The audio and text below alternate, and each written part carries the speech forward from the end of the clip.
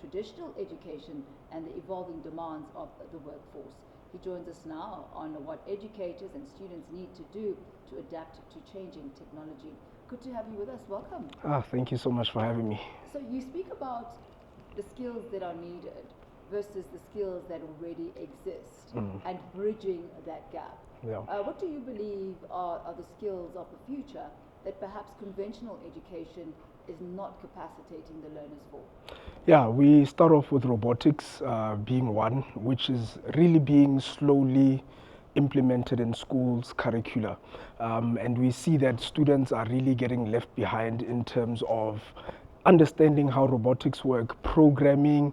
You know, right now we're in a part of time where there's ChatGPT, which is really making the waves. You know, students are using that a lot in terms of learning. So the curricula, the syllabus also has to catch up with that.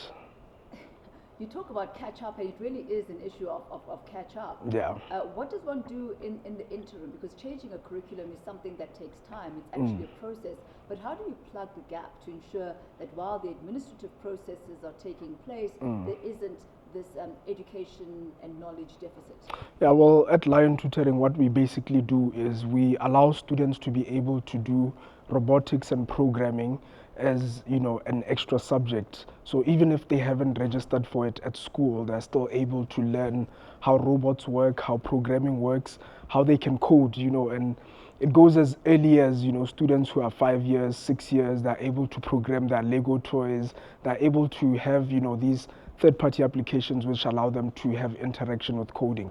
So, you know, we've really, as the education system, we've really skipped that part where we could have added things like, you know, business. You know, right now there's a high unemployment, and there was really an opportunity of adding business studies, entrepreneurship at a young age. You know, we skipped that, and right now, you know, the next hype is on AI, robotics, you know, ChatGPT, and those are things that, you know, if we don't, you know, get up and are aware of them, we're going to find ourselves yet again being left behind. Just today, COSATU was having its march.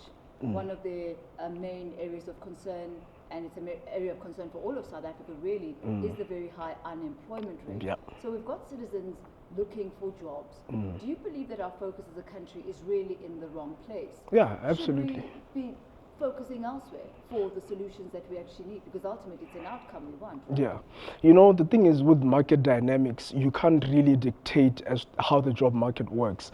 You know, if technologies like your AI are disrupting the job market, even if I come from university with a degree or a master's degree, I'm still not going to be able to get retained by the system because, you know, I'm not, you know, job ready, you know, or because my job has been redundant. I actually read a job redundancy study that says that 20% of the courses that are being studied now will be redundant in the next 5 years. Some of them, even as the students are in class now, they are being disrupted. You know, students are learning for skills which are being disrupted as we speak.